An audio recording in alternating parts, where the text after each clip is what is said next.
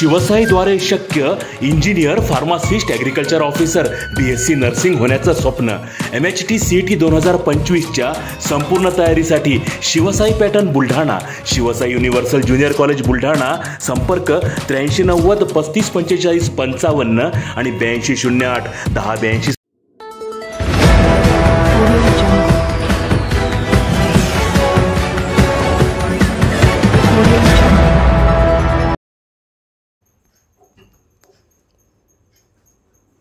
बुलढाण्यात भूमिमुक्ती मोर्चाचे विविध मागण्यांसाठी जेल भरो आंदोलन.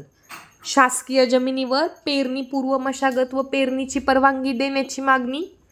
बुलढाणा जिल्ह्यातील महसूल व वनजमिनीवरील पात्र अपात्र वनजमीन दावेदार यांना शासकीय जमिनीवर पेरणीपूर्व मशागत व पेरणीची परवानगी देण्यात यावी.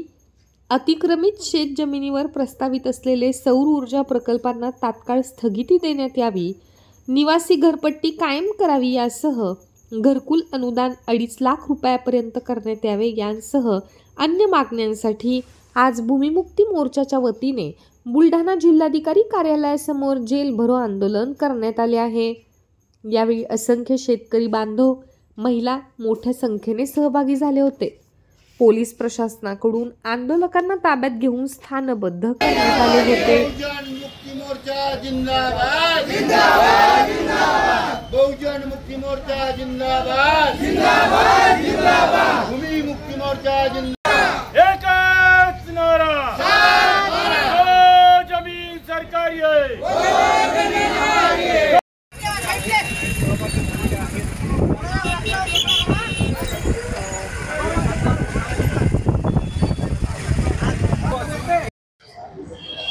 आज भूमिमुक्ती मोर्चा, बहुजन मुक्ती मोर्चा संयुक्त संघटनेच्या वतीनं जिल्ह्यातील दलित, आदिवासी, मागासवर्गीय, अल्पसंख्याक समाजांना ज्यांनी शासनाच्या वन महसूल जमिनीवर अतिक्रमण केलेलं आहे अशा सर्व लोकांच्या 13 डिसेंबर 2005 पूर्वीच्या ज्या आदिवासी वन हक्क कायद्याप्रमाणे ज्या लोकांच्या जमिनी प्रलंबित वन दावेदार आहेत अशा सगळ्या लोकांच्या वन जमीनदारांचे पट्टे देण्याऐवजी 297 लोकांचे पट्टे आतापर्यंत तयार केले.